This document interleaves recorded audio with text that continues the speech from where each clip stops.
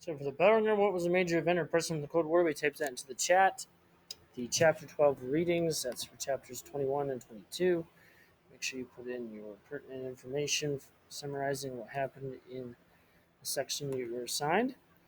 And then today we'll start the notes, which is on unit number 12. So go ahead and open up that notes document if you haven't already at the top.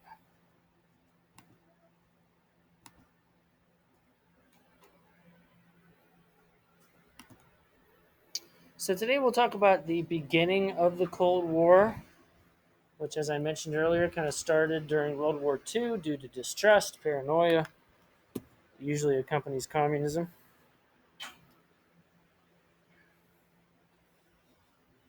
And the way the war ended was defeating, of course, the Axis powers, but also concerned about the rising power of the Soviet Union. So President Truman worked hard to make sure that the Soviet Union would be available, but not necessarily take part in conquering Japan. And that was one of the reasons why he used the atomic bombs. And many people were disappointed with Truman because we had the largest military in the world at this time, or at least the most powerful, I guess I should say. And we didn't do anything to push Stalin back in Eastern Europe. But Americans were leery. The war had already gone on for 4 years, and they weren't eager for another conflict. But Western Europe is going to be led by the United States in its goal to remain free of communism and push for peace and liberty.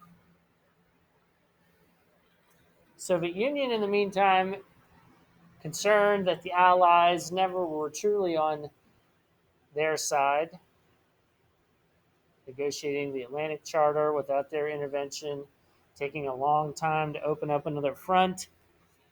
They believed that they were in on their own, so they saw it necessary to conquer more and more of Eastern Europe. The idea of containment was a major foreign policy advent of the time, stopping the Soviet Union from spreading its influence into other countries. And Truman professed a doctrine that would do that. He would stop the spread of communism and keep people free throughout the world. Unless you were already conquered by the Soviet Union, then I guess that's tough luck. And going along with that is former General and at the time current Secretary of State George Marshall, as he created an economic plan to basically, in a way, financially bribe countries like Turkey and Italy and others, helping them to rebuild, but also getting to promise not to engage in communism. And of course, there were some territorial changes that occurred. Poland regains part of its country, for instance, although these kind of don't matter that much since the Soviet Union is controlling them with puppet governments. And of course, they were also leery of this new doctrine and plan of Truman and Marshall.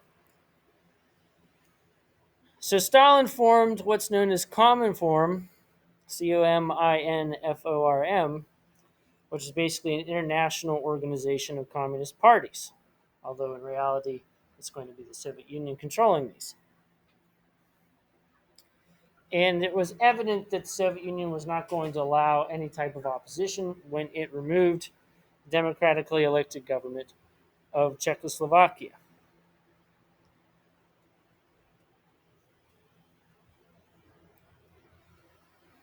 So Russia ends up taking over Eastern Germany while the Allies get Western Germany. Berlin is evenly divided, even though it's deep within Eastern Germany. The capital city is divided between West and East as well. But of course, this upsets Stalin, that this half of this city is deep within the communist territory. And so he ends up setting up a blockade to stop allies from being involved in the city.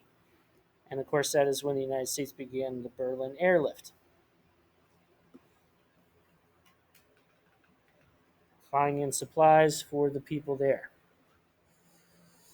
And even though we think of it as a Soviet versus Allied side, in reality, the British and the French also helped control part of the West, although quickly we will allow for the Western German state to gain some independence and have control over its own sovereignty. Eventually, the democratic nations of Western Europe, along with Canada and the United States, would form the North Atlantic Treaty Organization, or NATO, as it's called. And NATO would be committed toward defending itself. Now, maybe not necessarily against communism, because the only time, like I mentioned before, it was ever used was in Afghanistan. But that's really what its intention was. The Soviets, in the meantime, formed the Council of Mutual Assistance, or Comecon. It sounds like Comic Con. And anyway, this would eventually lead to the formation of the Warsaw Pact, which would be the adversary of NATO. And the Cold War will be called that because there will be no direct violence between the United States and the Soviet Union, or the Soviet Union and American allies like Britain. But obviously, there'll be some proxy wars like in Vietnam and Korea. And you can see how the countries are divided up in Europe, with some of them remaining neutral. In the meantime, in a place that is kind of a side note that will become much more important later, including till today, would be the Middle East. The British controlled large portions of the Middle East, especially in the eastern Mediterranean. The state, or the British, decided that the territory we currently call Israel had both Jews and Muslims, and so perhaps there should be a state created for both, a state for Jews and a state for Muslims. In the Balfour Declaration, which is spelled Balfour, it was pointed out that there would be a necessity for a Jewish state in the Muslim territory. But at the same time, they had also promised the Muslims their own territory as well. So basically, same promise made to two different groups of people. In 1947, in the UN, the British turned the territory over to the United Nations, and they would like to petition the territory for two states, one Arab and one Jewish. The United States quickly became allies with Israel. After all, we do have the second largest Jewish population in the world, and we knew that the Jewish population there would be setting up a democratic, secular state just like Western civilization.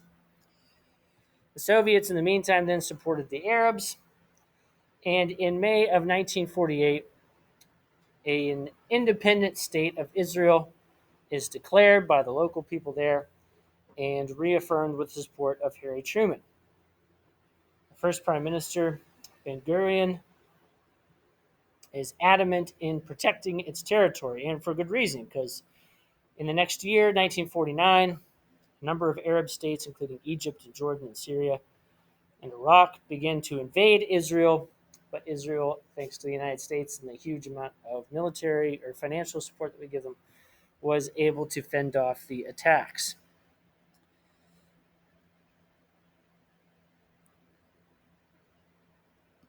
In that effort, of course, briefly, Jordan annexed the West Bank and started kicking Jews out of East Jerusalem.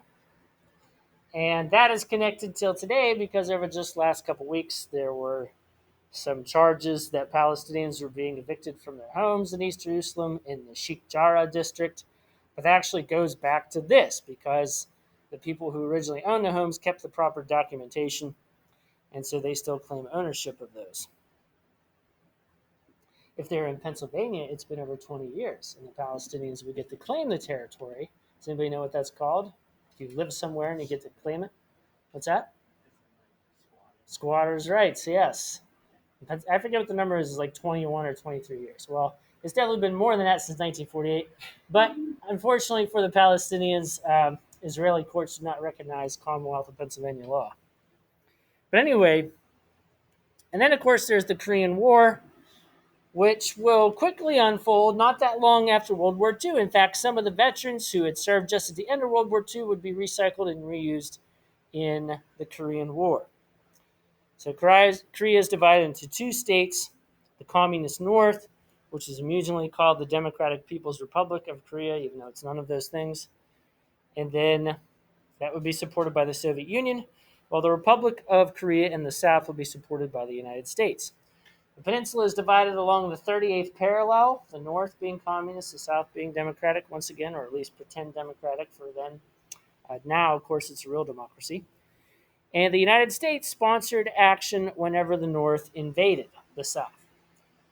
The Soviet Union, being upset that China is not officially part of the Security Council, they decided to abstain from the vote in the UN to help defend South Korea.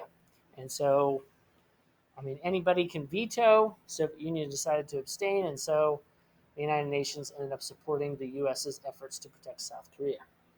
Does anybody know why China, the communist China, was not recognized in the Security Council? Does anybody know who was recognized? Yeah. Taiwan was recognized as the real China by the United States, even though it had a really small population and it's an tiny island off the coast. So that is why the Soviets were abstaining. Of course, it didn't really help their situation at all. But anyway, China would assist North Korea as the Americans and South Koreans pushed further north in the 38th parallel. The Chinese would be concerned about their border, and so they will send in a wave of Chinese troops pushing them back. This leads to a prolonged war, and Americans once again were already tired of it. Especially this seemed so far away, and they weren't really sure what we were fighting about in some cases. And so President Eisenhower, once he's elected, decides to declare peace, and the situation resolved. So technically, since we never signed an actual treaty, the North Koreans and the United States and South Korea all remain at war, technically speaking. Although Congress never declared war, so technically a double technicality, no, we're not. But anyway, there you can see the yellow, of course, is North Korea, controlled by the Kim family, led by the grandson Kim Jong-un, and then South Korea, which was originally a type of military dictatorship, but eventually evolved into a prosperous, technologically advanced democracy with free elections and a high standard of living. It's one of the United States' success stories, which is why you never hear about it. So after the armistice is agreed to, that ended the first major hotspot that occurred, at least for the United States, in the Cold War. And in the meantime, though, after Stalin, it was decided that the path of harshness and show trials and purges was going to be a thing of the past. So after he passes away, eventually there's a struggle, and Nikita Khrushchev is chosen as the new leader of the Communist Party and the Soviet Union. And he eventually gives a speech inside the Communist Party system, basically denouncing Stalinism and saying that that was the wrong way to go. And since Stalin was dead and his ghost couldn't purge anyone, the Soviet leadership agreed with Khrushchev.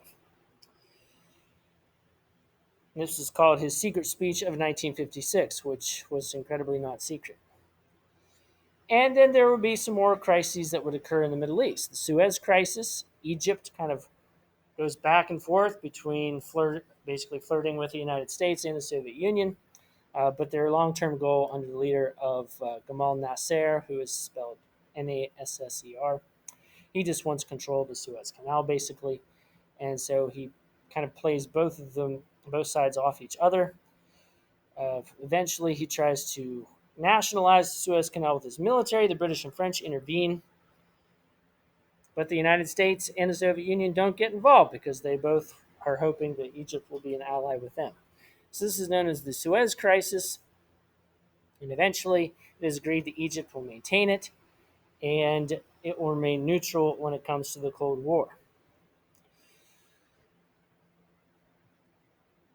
And of course, despite the fact that Khrushchev wants a lighter touch, they're going to continue to interfere in Eastern Europe, helping to install communist leaders in Poland and also Hungary. And even when there is a protest that breaks out, Soviet troops invade the country of Hungary and install a communist ruler. And even though there is a lighter touch once again, obviously they're still serious about their resistance toward the United States. And the United States is still paranoid about communists. So when Eisenhower, who is hoping for more peaceful relations, has some U-2 aircraft spy on Russia and one of them is shot down, that leads to an apology and a realization that the tension is still there. And then, of course, after Eisenhower's Kennedy, the Berlin Wall is put up because nobody wants to live in East Berlin because it's a crap hole, because it's communist. And so, with lots of people moving to Western Berlin, the Soviets decided the only way to stop this is to build a wall, which, of course, became known as the Berlin Wall. And the last thing, and I'll mention, speaking of Khrushchev, of course, with the election of Kennedy, who is upset about the building of Berlin Wall, unbeknownst to him at first, but eventually he'll find out that the Soviets are also planning to even the score. The United States has lots of nuclear weapons in Britain and also in Turkey and in submarines and in bombers that they can launch from all kinds of places close to the Soviet Union. So the Soviet Union wants to even the score by putting missile bases in Cuba. We, of course, find out about it, and before they can be installed, we give proof to the United Nations and establish a blockade to stop any more supplies from going to Cuba. This leads to the infamous 13 days when it was believed that both sides could end up starting a nuclear war, which would have irradiated the entire planet and killed everybody. But luckily, Khrushchev and Kennedy were able to keep calm and promise that they would pull the missiles out of Cuba and that the United States would eventually back down in other places in the world, like Turkey, for instance. And eventually, of course, we do end up signing a nuclear test ban treaty in 1963. Although all the countries who have nuclear weapons ended up exploding over 2,000 nuclear weapons in the atmosphere and water on planet Earth over that time. So for the remaining of the period, of course, continue with the reading if you haven't finished it already, or complete any other assignments that you have from the past.